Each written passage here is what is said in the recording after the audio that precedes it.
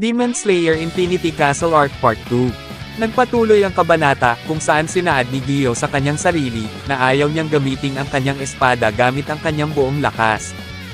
Ayaw niya ding makipaglaban sa mga nilalang na ikinasasaya ang ipakita ang lahat ng kanilang abilidad sa laban. Ngunit ngayon, sa unang pagkakataon makalipas ang matagal na panahon, nakatagpo siya ng isang nilalang na nahihigitan ang kanyang kakayahan. Mabilis niyang naintindihan na ang pandama ng kanyang kalaban ay mahusay at sinanay, habang ang kanyang natatagong pandama ay nagising at hinayla palabas sa kanyang kasalukuyang kinatatayuan, kung saan nagtatagisan ang mga malalakas. Ang pakikipaglaban sa buhay o kamatayan ay isa sa dahilan kung gaano kalayo ang maipapamalas ng isang tao sa kanyang tunay na abilidad. May nakitang kakaiba si Tanjiro sa water breath user na ikinagulat niya. May lumabas na marka sa pisngi ni Gyo, habang kaharap niya ang Upper Moon Tree, at ito ay ang Demon Slayer mark. Mabilis na kumilos si Gyo upang atakihin si Akaza, at nagawa ng Hashira na masugitan ang leeg ng Upper Moon Tree. Napansin ni Akaza na ang marka ng isang Demon Slayer ay lumabas sa kanya, at ang bilis din nito ay lalong lumakas. Sa kabila ng paglabas ng Demon Slayer mark kay Akaza, hindi ito natinag at sinabayan ang bilis ng water pillar. Ginamit ni Gyo ang kanyang Breath of Water fourth form, Striking Tide, nagawang mahiwa niya ang kamay ng Upper Moon, ngunit umatake din si Akaza, at nagawang mapinsala ang Hashira sa kanyang ulo. Sinaad naman ni Tanjiro sa kanyang sarili, na nagagawang sabayan ni Akaza ang bilis na mayroon ngayon ang Hashira, at kung magtatagal daw ang kanilang laban, ang tao ay ang matatalo dahil mapapagod ito, at mawawalan ng lakas, hindi din daw maaaring magpatuloy ito, dahil haharapin pa nila si Muzan, at kailangan na niyang gumawa ng paraan para matapos na ang laban. Pinakalma ni Tanjiro ang kanyang sarili, upang makapag-isip ng maayos, paano daw nagagawa ni Akaza na malaman kung saan sila pwedeng atakihin ng saktong-sakto, at paano din niya nagagawang malaman ang kanilang mga atake, kahit na nasa likuran sila o kung saan maaari siyang matamaan. Naalala ni Tanjiro ang sinabi ng Upper Moon nung nakaharap niya si Kyojuro, na may sinabi itong Battle Spirit, inalam niya kung ano ang ibig sabihin ni Akaza tungkol doon, at isa ba daw itong pandama na katulad ng kanyang pang-amoy. Bigla namang naalala ni Tanjiro ang mga sinabi sa kanya ni Inosuke noon, tungkol sa kanyang kalaban na nalalaman niya kung saang parte ito aatake. Namangha si Tanjiro kay Inosuke, dahil kahit na nasugatan ito noon nang nakalaban niya si Gyutaro, ang dating Upper Moon 6, ay nagagawa pa din niyang maramdaman kung saan tatama ang mga atake nito. Sinambit naman ni Inosuke, na ang kanyang balat ay lubos na mas matibay kaysa sa normal na tao, at hindi din daw mahalaga na nasa likod ang kanyang kalaban, dahil mararamdaman niya pa din kung saan aatake, o nakatingin ang kanyang kalaban. Ipinakita ni Inosuke kung paano gumagana ang kanyang pandama, tumalikod ito kay Tanjiro, at nahulaan kung saan nakatingin si Tanjiro sa kanya, na ikinamangha naman ng ating bida. Dagdag pa ni Inosuke, na kaya niyang malaman kaagad ito, lalo na kung ang kanyang kalaban ay may intensyong saktan siya, at kung gusto naman daw ng kalaban na patayin siya, ang kanyang balat ay biglang kikirot, at susindot sa kanyang buong katawan. Dahil dito, napag-alaman ni Tanjiro na nagawa ding maasa ni Inosuke ang pandama ng kanyang balat, at inalala pa ang iba pa nilang pinag-usapan noon. Sinaad ni Inosuke, na kung kabaligtaran ang gagawin ng kalaban, at wala itong balak na patayin siya, nagiging mahirap para sa kanya na mapansin ito. Ang matandang babae daw na nakasama niya sa bahay ng Wisteria, ay talagang ikinatakot niya, dahil nakaupo lang siya sa kanyang likod habang may hawak itong rice ball. Kaya naisip niya, na kung makakalapit siya sa isang tao nang hindi nagpapakita ng kahit anong balak na pumatay, ay hindi nila siya mapapansin, kung ganoon daw, ay ibig sabihin na walang tao na hindi niya kayang patayin. Sinabi naman ni Tanjiro, na wala naman talagang balak ang lola sa kanya ng masama, at napaka-imposible din daw na pumatay ng demonyo, nang hindi nagpapakita ng anumang pagnanais na pumatay. Sumangayon naman si Inosuke sa sinambit ni Tanjiro, at kung ipaparamdam mo daw na mahina ka, walang intensyong pumatay, ay hindi nila magagawang maputol ang ulo ng demonyo. Sinabi naman ni Tanjiro sa kanyang sarili na ang kanilang pinag-usapan noon ay pambata, ngunit nararamdaman niya na ang hinahanap niyang sagot ay malapit doon. Ipinagkumpara niya ang kakayahan ni Inosuke, ang battle spirit ni Akaza, at ang lakas ng kanyang pangamoy, hanggang sa napansin niya ang ginagamit na parang compass ni Akaza kapag lumalaban ito, at kung may kinalaman ba daw ito sa kanyang technique. Habang naglalaban sina Akaza at Dio, ay biglang kumilos si Tanjiro upang puntiryahin ang leeg ng Upper Moon gamit ang kanyang Dance of the Fire God. Napigilan naman ni Akaza ito kahit na ang atake ay nagmula sa kanyang likuran. Nag-counter si Akaza sa parteng balakang ni Tanjiro dahil wala daw itong depensa, ngunit sa hindi inaasahan ay nagawa niyang maiwasan ang atake ng Upper Moon 3, at bigla itong napaisip dahil parang alam na niya ang susi sa kakayahan ni Akaza. Ipinakita ang nakaraan ni Tanjiro na kasama niya ang kanyang namayapang ama. Ang kanyang ama daw ay parang isang halaman, halos wala itong emosyong pinapakita, at lagi itong napakalumanay. Hindi ito nagbago kahit kaunti, hanggang sa mga huling araw ng kanyang buhay. Kapag naaalala niya ang kanyang ama, ang unang pumapasok sa kanyang isipan ay ang kanyang mga ngiti, at ang kanyang boses na napakamalumanay, na parang tubig na umaagos sa ilog. Taon-taon, ang kada henerasyon ng pamilya Kamado ay nagpe-perform ng isang pagsayaw, ngunit ito ay napakahirap dahil ang tagapagtanghal ay kailangang sumayaw sa simula ng paglubog ng araw hanggang sa lumitaw ulit ito. Tinanong ng batang Tanjiro ang kanyang ama kung ano ang kanyang iniisip habang ginagawa niya ang Dance of the Fire God. Sinaad ng kanyang ama na kailangan mo lang ulit-ulitin ang 12 forms ng Dance of the Fire God hanggang sa bukang liwayway. Sinabi naman ng batang Tanjiro na siya na lamang daw ang gagawa sa susunod na taon dahil inaalala niya ang katawan ng kanyang ama. Nagpasalamat naman ang kanyang ama sa kanya, ngunit sa mga nakalipas na taon ay hindi niya naramdamang nahihirapan siya sa kanyang pagsasayaw, at napaka-misteryoso daw nito dahil noong bago pa lang niya nalaman ang sayaw mula sa lolo ni Tanjiro, kung saan na mas bata pa siya at mayroong magandang pangangatawan, ay nahihirapan siya at ang kanyang paghinga ay humihina.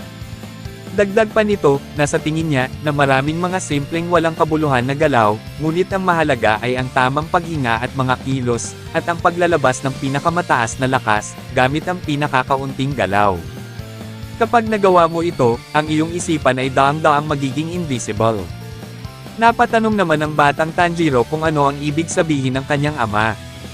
Sinaad ng kanyang ama na kailangan niyang alalahanin ang lahat kapag nag-umpisa na ito, kailangan din niyang malaman ang tamang kilos at pandama. Hasain daw niya ang kanyang 5 pandama, at buksan ang kanyang kamalayan sa kanyang buong katawan, hanggang sa pinakamaliit na parte nito. Sa umpisa ay mahihirapan daw ito, at kahit sa panahong pinapaunlad niya ang kanyang sarili, na para bang sinusubukan niyang lagpasan ang kanyang limitasyon ng kanyang kakayahan. At kapag nagawa na niya ito, ay alisin na daw niya ang mga bagay na hindi na kailangan, itira lang ang mga importanteng kilos at isara ang lahat. Tinanong naman ni Tanjiro na kung ano ang kailangan niyang isara. Sinambit ng kanyang ama na parang kapag isinara mo ang iyong mata at pinapakinggan ang mga sinasabi ng mga tao, parang ganoon, kukunin at pipiliin mo lang ang mga kailangang bagay para sa iyong ginagawa, at sa katagalan, ang iyong dugo at kalamnan ay magbubukas at magsasara, madali mong magagawa ang iyong mga galaw na para bang pumipikit ka lang, at ang liwanag na daan ay magbubukas. Kapag ang iyong isipan ay kalmado na, mag-uumpisa na makita mo ang mga hindi nakikita sa mundong ito, ngunit ito ang hangganan, dahil ikaw ay mag-aalala at magdurusa habang ang iyong lakas ay nasa kanyang limitasyon. Tinanong ng batang Tanjiro kung maari niyang makamit ito. Sinaad naman ng kanyang ama na kung magpupursigi at hindi magiging tamad ito, ay maaari niya itong maabot. 10 araw bago sumuko ang kanyang ama sa kanyang sakit, ay may isang insidente sa kabilang panig ng mga bundok kung saan sinalakay ng isang oso, at kumain ng mga tao. Ang kanilang mga kapitbahay ay naglagay ng mga basket at sinunog ito, at nagsabit din sila ng mga lubad na may mga maliliit na kampanilya. Kinagabihan, ang ama ni Tanjiro ay nagising, at ginising din niya ang ating bida upang isama niya ito sa kanyang pupuntahan. Hinarap ng ama ni Tanjiro ang osong sumalakay, at kumain ng tao sa kabilang panig ng bundok. Ang oso na nakatayo sa harap niya ay malaki, at malamang na may 2 metro ang tangkad nito, ito ay kumain ng 6 na tao. Bagamat hindi tumunog ang mga inilagay nilang lubad na may maliliit na kampanilya, ay naramdaman pa rin ng ama ni Tanjiro ito. Ang kanyang ama ay hinarap ang oso gamit lamang ang isang palakol. Humingi ng tawad ang kanyang ama sa oso, dahil sa gutom na nararamdaman nito, ngunit kung lalapit daw siya, ay hindi niya hahayaang makawala lang ng basta-basta. At kung anumang bagay, o sino man ang sumubok na saktan ang kanyang pamilya, ay hindi ito magpapakita ng awa, at hindi rin mahalaga sa kanya kung sino pa ito. Kung hindi niya daw didinggin ang kanyang babala, kukunin niya ang kanyang buhay. Nakaramdam naman ng takot ang batang Tanjiro, at tinanong ang kanyang sarili, na kung ano ang maaari niyang gawin, habang ang oso naman ay patuloy na lumapit sa ama ng ating bida. Hindi nagatubiling atakihin ng ama ni Tanjiro ang oso, at pinutol niya ang ulo nito, habang baka sa kanyang mukha ang pagkalungkot. Ang ulo ng oso na kasing laki ng katawan ng tao, ay nahulog sa lupa kasama ang maliliit na kampanilya. Hindi napansin ni Tanjiro ang ginawa ng kanyang ama, ngunit sa tingin niya, na ginamit niya ng 2 beses ang kanyang palakol upang maputol ang ulo ng oso. Kailangan niyang gawin iyon, o magiging imposible na putulin ang ulo nito gamit ang palakol na ganon kalaki. Ang amoy ng kanyang ama ay hindi nagbago. Walang pag-aalinlangan, o takot sa kanya bago o pagkatapos putulin ang ulo ng oso. Wala rin siyang intensyon na pumatay, nakatayo lang siya doon na parang isang halaman gaya ng dati. Tinanong ng kanyang ama kung nakita niya ba ang kanyang ginawa. Sinabi ni Tanjiro na oo, habang naluluha ito dahil nangangamba ito sa kanyang ama. Sinambit naman ng kanyang ama na okay lamang daw ito, at huwag niyang kakalimutan ang kanyang nasaksihan ngayon. Ang tatay niya ay hindi ang tipo ng tao na magpapakita ng kanyang lakas para lang sa kasiyahan. At napagtanto niya na ang ginawa niya, ay isang epektibong paraan ng pagsasanay sa pandama. Siya ay dapat matuto mula sa mga depensibong galaw ng kanyang ama, na kayang makita ang malinaw na mundo. Ang tatay, lolo, at ang lolo sa tuhod niya ay natuto nito sa parehong paraan. Sinabi din ng kanyang ama sa kanya, na huwag kailanman sumuko. Patuloy lang niyang isipin ito. Kung patuloy siyang magsisikap at hindi magpapabaya, maaari niyang give-in ang anumang pader sa kanyang daan. Ngayon, nauunawa na ni Tanjiro ang gustong ituro ng kanyang ama sa kanya, at kaya daw nailagan niya ang hindi maiiwasang atake ni Akaza. Ang atake na iyon ay malamang na ikamamatay niya kung tumama ito. Dagdag pa nito, napoprotektahan siya ni Gyo sa atakeng ginawa ni Akaza sa kanya, ngunit hindi siya aabot sa tamang oras kahit na walang humaharang sa kanya, at sa sandaling iyon, ay para bang nagawa niya ang sinasabi ng kanyang ama tungkol sa malinaw na mundo. Nakita niya daw ng panandalian ang buong katawan ni Akaza ng malinaw, kapareho ng nangyari noong nakaharap niya si Hantengo na nagtatago sa sarili nitong puso, at sa sandaling iyon, naramdaman niya na ang kanyang pagkilos ay bumilis. Humingi ito ng tawad kay Inosuke, kung sakali mang hindi niya pinaniwalaan noon ang kanyang sinabi tungkol sa kanyang pandama, at habang nilalabanan daw ni Gyo ang Upper Moon Demon, ay sasamantalahin niyang subukang gamitin ang kanyang natuklasang abilidad upang matalo si Akaza. Naalala ni Tanjiro ang mga sinaad ng kanyang ama sa kanya, kung saan kapag pumasok siya sa malinaw na mundo, ang kanyang pagkilos at pag-iwas ay bigilas ng sobra. Maaari niya ding makita at maobserbahan ang galaw ng baga ng isang tao, ang pagdaloy ng dugo sa kanilang katawan, at ang hubog ng kanilang mga kalamnan. Dagdag pa ng ating bida, na maaari niyang maputol ang ulo ni Akaza, kung magagawa niyang makontra ang battle spirit na abilidad ng Upper Moon. Sabay na naglunsad ng pag-atake sina Akaza at Gyo, nagpakawala ng isang dragon ang Hashire gamit ang kanyang water breath style, ngunit hindi natama ng lubos ang Upper Moon at nagkaroon lamang ito ng gasgas sa kanyang leeg, habang ang water pillar naman ay lubhang tinamaan sa kanang bahagi ng kanyang katawan. Sinaad ni Gyo sa kanyang sarili, na kahit ang pinakawalan niyang atake, ay hindi nagawang mapinsala ng lubos ang Upper Moon.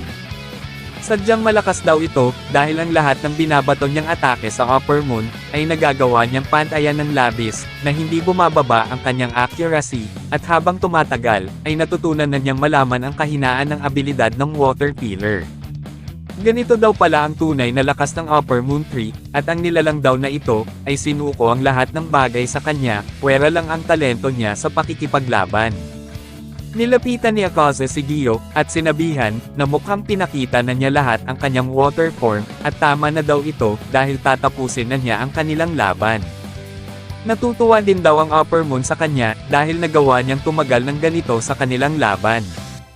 Pinagmamasdan ni Tanjiro ang dalawang magkatunggali, inatake ni Giyo ang Upper Moon gamit ang kanyang espada, habang ginamit ni Akaza ang kanyang kanang kamay upang pigilan ang atake ng Water Pillar.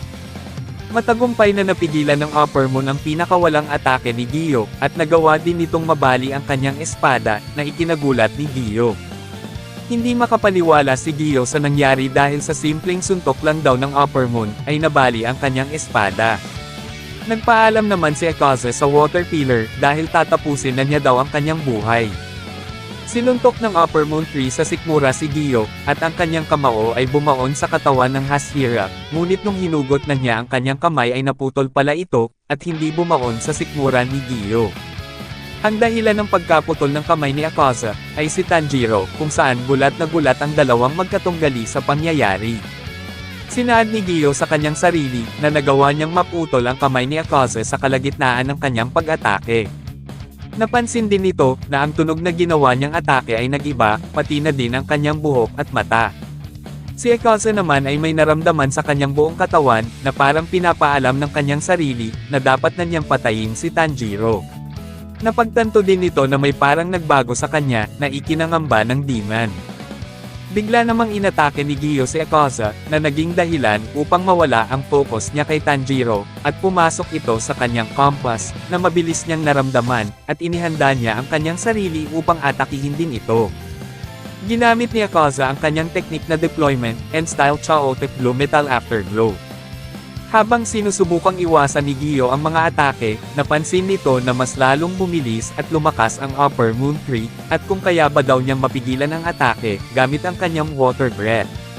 Ipinakita si Tanjiro, na nakikita niya ang mga loob na bahagi ng dalawa at sinabi, na ito pala ang tinutukoy ng kanyang ama na malinaw na mundo. Naguguluhan ang ating bida, dahil ang oras daw ay biglang bumabagal, o ang mga kilos lang daw nila ang bumagal.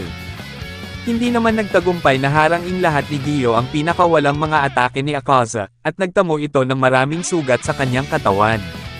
Sinambit ng Upper Moon Tree, nakahanga-hanga daw si Giyo, dahil magpahanggang ngayon, ay nananatili pa din siyang buhay, at nagawa niya ring maharangan ang mga ataking magdudulot sa kanya ng malubhang pinsala.